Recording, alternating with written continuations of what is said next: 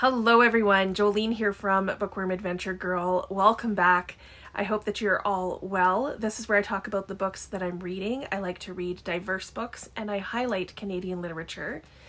If you are new, thank you so much for checking out my channel. Please hit subscribe and stick around.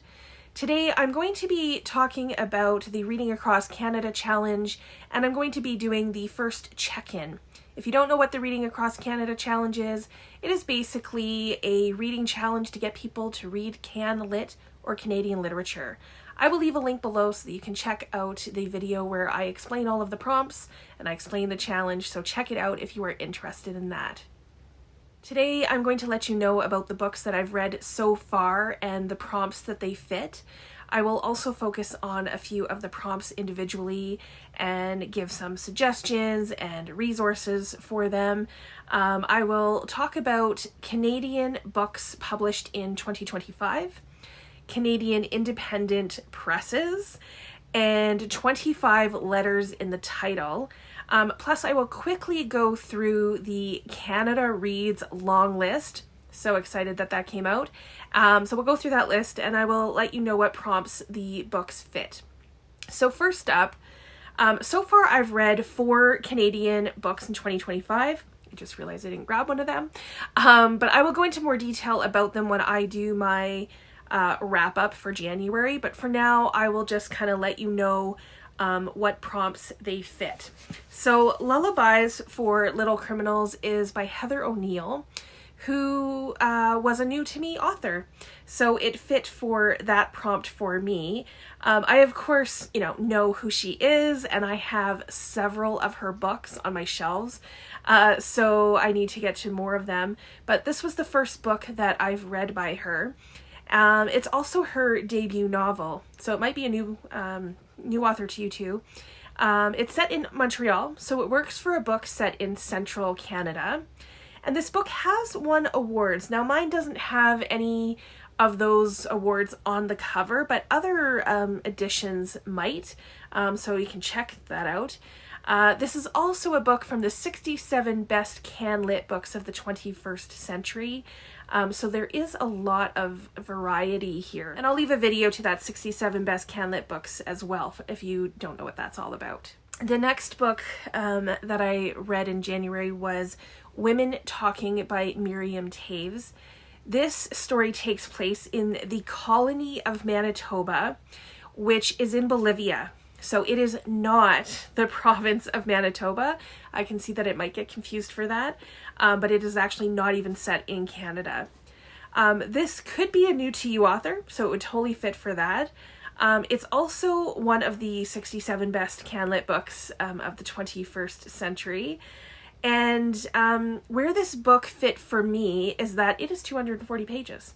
So it is a book less than 250 pages.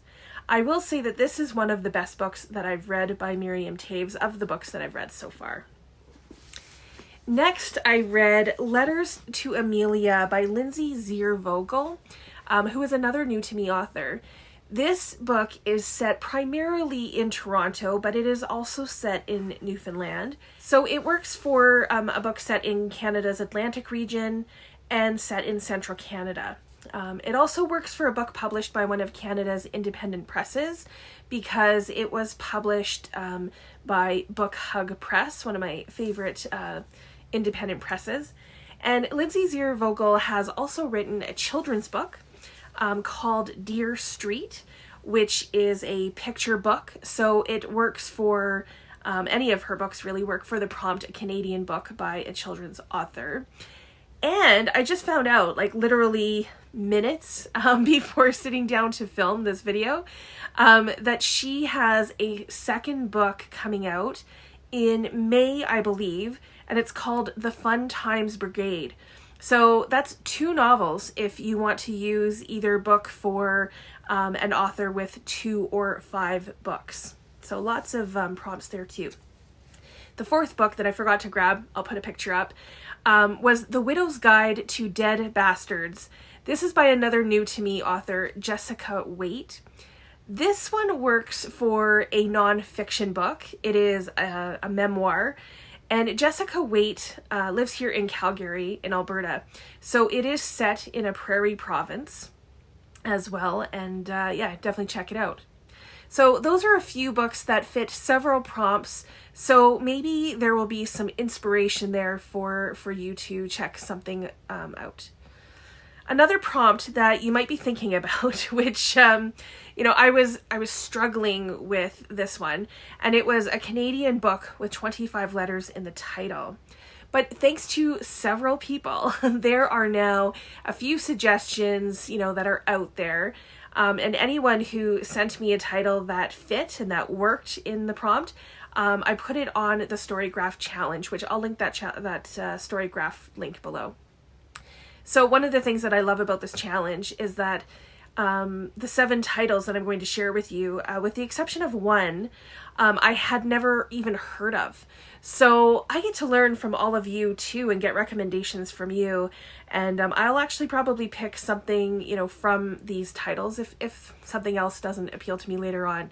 But here they are. So The Shortest History of Italy by Ross King, who was born in Saskatchewan. We Speak Through the Mountains. Oh no, We Speak Through the Mountain by Premee Mohamed. Tales for Late Night Bonfires. This is by G.A. Grisenthwaite. I'm Mostly Here to Enjoy Myself by Glynnis MacNichol. Big Mall, Shopping for Meaning. This is by Kate Black. Serena Singh Flips the Script by Sonia Lally. And the last title is Land Bridge, Life in Fragments by Idang Trung. I'm not sure if I'm saying that correctly. But the next prompt that I'd like to focus on is Canadian books published in 2025. So I did a video earlier this month and I talked about 25 of my most anticipated books in 2025. And of the 25 books that I talked about, 8 of them were Canadian. And I will leave a link below to the video that I did that you can check out. But I want to quickly show you the 8 books that were Canadian. So first is The Life Cycle of the Common Octopus by Emma Knight. The Stolen Queen by Fiona Davis. The Paris Express by Emma Donoghue. The Maid's Secret by Nita Prose. One Golden Summer by Carly Fortune. The Book of Records by Madeleine Tien. And there are 2 nonfiction books that made it onto that list. Else Ship by Tree Abraham, and One Day Everyone Will Always Have Been Against This, and that is by Omar El Akkad. So these are all books that will be published from the beginning. Some of them have already been published. So from the beginning of this year until the end of May, and I will be putting out another video, kind of like a part 2 of my most anticipated books as we get closer to probably May into June. So stay tuned for that. There will be more coming. There are so many good books coming out this year. It's quite exciting. The next prompt that I want to talk about is a Canadian book published by one of Canada's independent presses. We actually have several independent presses. So for this, instead of sharing books, I'm actually going to talk about the independent presses themselves. And there are, like I said, so many of them. I will leave a link below that has a list of the presses. And you can actually go into that and filter the list by what province they are in or what kind of books that you are looking for and the books that they publish, so by genre or by category. So for this video, I'm going to highlight 12 of my favorite Canadian independent presses. And first is Arsenal Pulp Press. And they publish literary fiction and nonfiction.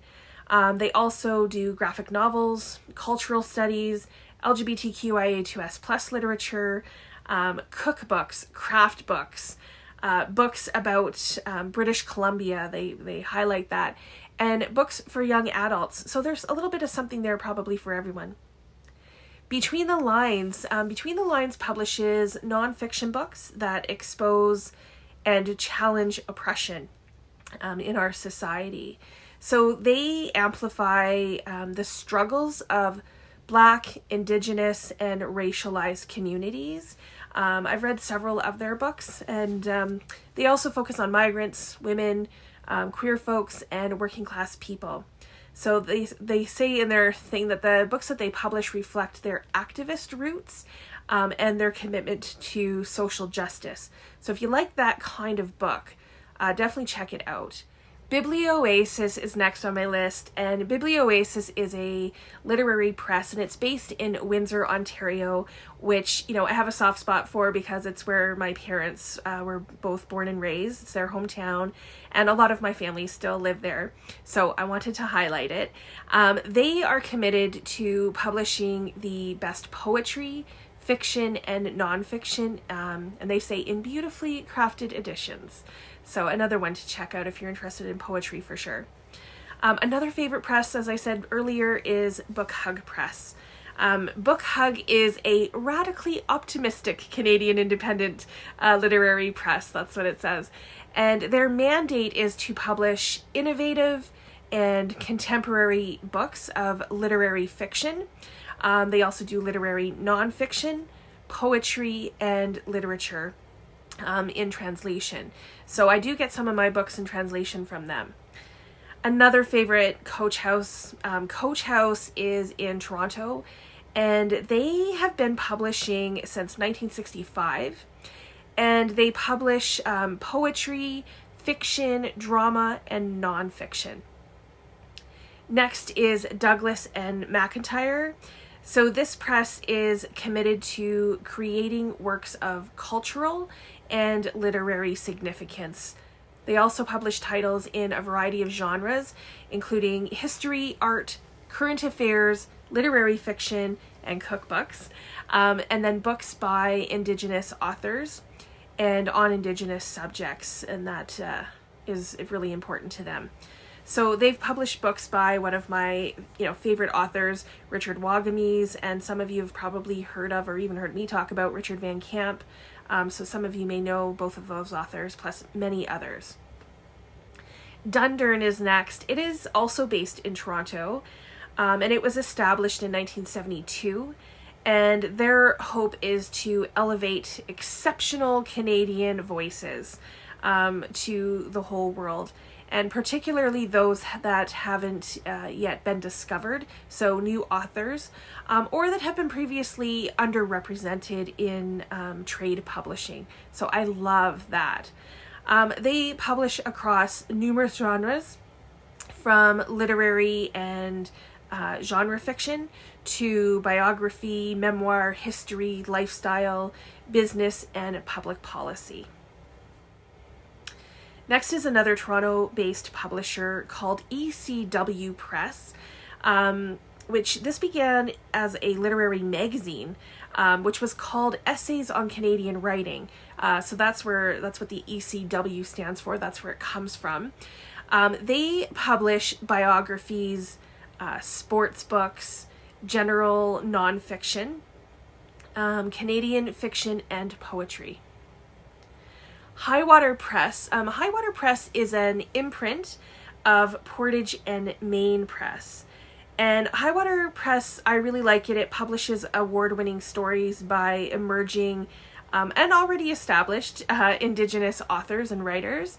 And they do that through, again, a variety of genres, so nonfiction, graphic novels, and children's literature. Another favorite of mine is House of Anansi Press, which was founded in 1967, and their mandate is to publish Canadian writers. Their books reflect and celebrate the diversity that is found in North America. Of course, I really like that, but as well as internationally. So I think, when I think of Anansi, I think of it as being a cornerstone in Canadian publishing. Next is Radiant Press, which is located in Regina, Saskatchewan.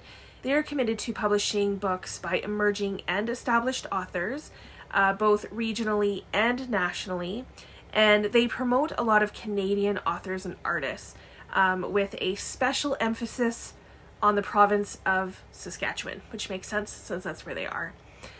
Their books include a lot of poetry. I've have a lot of poetry from them, but also fiction and nonfiction. And then it says, as well as those that defy genre. The final independent press on my list is Vehicular Press, which is in Montreal. And they publish fiction, nonfiction, social history, and urban issues. They do translations and vintage Canadian noir. So they publish Canadian authors and have a real commitment to publishing first-time authors. That's really important to them. And as a minority language publisher in Quebec, they publish authors writing in both English and also Francophone writers in translation. That's something to look for if that's something you're interested in. So those are the 12 publishers that I wanted to highlight. But of course, like I said, there are so many more, including like the university presses, the University of BC, University of Alberta, University of Calgary, University of Toronto, and several others.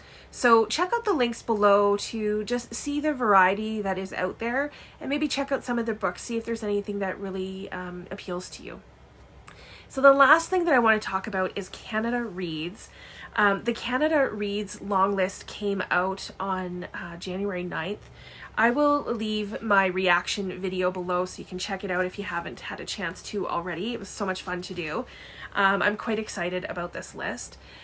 Since I know a lot of people who watch my videos also follow Canada Reads, I thought that we would go through this list, through the long list, and kind of talk about some of the prompts that the books fit, so that you, as you're reading through the list, hopefully you can use them for this as well. So The Whispers by Ashley Audrain could be a new to you author. Could also work for an author with 2 or 5 books, since this is Audrain's second novel. Watch Out for Her by Samantha M. Bailey is a new to me author. And really, I guess all of these books, have the potential for that prompt, depending on you and if you've read them or not. So this is a thriller set in Toronto and Vancouver. So it works for set in central Canada and in the West Coast. A Two-Spirit Journey by Moni Chakabi with Mary Louisa Plummer. This is another new to me author. And some of the maybe obvious prompts that this fits is that it's a book by an Indigenous author, someone who identifies as LGBTQIA2S+.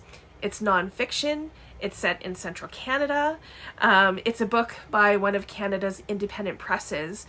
It was published by University of Manitoba Press, so it works for that. And depending on how much of a stickler that you want to be with the prompts, it's 256 pages. So you could potentially use it for a book with less than 250 pages. It's close. Next is a debut, so it could also be a new to you author, and it's What I Know About You by Eric Shakur. This is translated from the French by Pablo Strauss, I'm not sure how he says it. So this could be used for a book in translation. It really is a book less than 250 pages. It comes in at 224 pages. It would work for a book set in central Canada because it takes place in Montreal. And it was published by Coach House Books, so it works for a book that was published by a Canadian independent press. One of my favorite books is The Pull of the Stars by Emma Donoghue. This book was nominated for a lot of awards, so there could be some with an award on the cover. It does take place in Ireland and not in Canada, but it is by an author who identifies with the LGBTQIA2S+ community. And of course, Emma Donoghue, might also be a new author to you. And if that's true, if that's the case, then I really hope that you do read this book and that you enjoy it as much as I did. When the Pine Needles Fall by Ellen Gabriel with Sean Carlton. This is another nonfiction book by an Indigenous author, so it fits several prompts. It's also set in Quebec, so it works for a book set in central Canada. And it was published by Between the Lines. Let me just check. Yes, by Between the Lines. So it is published by Canadian Independent Press as well. Another new to me author is Emma Hooper, who wrote Etta and Otto and Russell and James. This book is set in Saskatchewan and in Halifax. So it works for a book set in Canada's Atlantic region and in a prairie province. It's just over on the 250 pages, so that might be all that this is really good for the prompts. But let me know if this book fits some of the other prompts and I'm just not aware of it. Next is The Other Valley by Scott Alexander Howard. I will be picking this up very shortly. This one, I am so excited to read it, but I am sad to say that I am not sure that it actually fits any of the prompts. But please let me know if I'm wrong. I very well could be mistaken. So let me know if you know that it fits any. The next one does fit a few of the prompts, and it is Jenny's Boy by Wayne Johnston, which is a memoir. So it fits the nonfiction prompt. It also takes place in Newfoundland. So that works for set in Canada's Atlantic region. This would be a new to me author, since again, I have like 3 or 4 of his books sitting here on my shelf, but haven't read any of them. I think that that's it for this one, but let me know again if I'm missing anything. Another nonfiction is Becoming a Matriarch by Helen Knott. Helen Knott is Indigenous, and the book is set in British Columbia. So anything in British Columbia is in Canada's west coast. And the book is less than 250 pages. It comes in at 214. Next is Dandelion by Jamie Che Yun Liu, which is a debut novel, so it could be a new to you author, like it is for me. The book is set in Southeast Asia, but it is also set in British Columbia, so that works well and could be used for a book set in the West Coast. I think that that's it for that one. Okay, there's a few more to go here. Another debut novel and new to me author is However Far Away by Rajinder Pal S. Pal. I hope that's correct. It is set in Vancouver, so it works for a book set in the West Coast. As far as I know, that's everything, but maybe not. Maybe there's others. Next is a graphic novel, Clyde Fans by Seth. This book may have won awards, so that could appear on the cover, but you'd have to check that out because I'm not quite sure. I do think it's set in Toronto, so it could work for a book set in central Canada. And again, depending on how you interpret the prompts, this is technically 2 books. It's book 1 and 2, so you could use it for an author with 2 or 5 books. Girl Runner by Carrie Snyder is a new to me author, and it's published by an independent press. It's published by House of Anansi. Some of the story is set in Ontario, so central Canada. And as far as I know, those are the only prompts that it fits, but I could be wrong. Let me know. If there is some others that it does fit, then that would be great. And last but not least on the long list is All Our Ordinary Stories by Teresa Wong. This is another graphic novel and a new to me author. I've actually met her, but I have not read any of her books. This is published by Arsenal Pulp Press, so it works for a book published by Canadian Independent Press. Teresa Wong is a local author here in Calgary, so I'm not sure if any of the book is set in Alberta, but it very well might be, because it is a graphic memoir. therefore nonfiction, so it fits for that prompt. But I would have to double check to see if it could be used for a prairie province, depending on its setting. I think so, though. We'll see. So if you are following Canada Reads, if you are hoping to read the long list, or even the short list, if you're waiting for the short list and then reading those 5 books, then those are some prompts that you could complete with some of the books that are there. Like I said, there may be some that I'm missing, so please let us know, though, because I don't have all the information of all the authors and those kinds of things. There are a lot of books that I've talked about and a lot of independent presses. So be sure to check out all of the links below to, the other videos, the independent presses, Canada Reads, and please let me know, have you completed any of the prompts? What books are you reading or planning to read for the challenge for these prompts, or really any of the prompts? I really look forward to chatting with you in the comments. As always, thank you so much for watching. I hope you enjoy the rest of your day, and don't forget to make every day an adventure.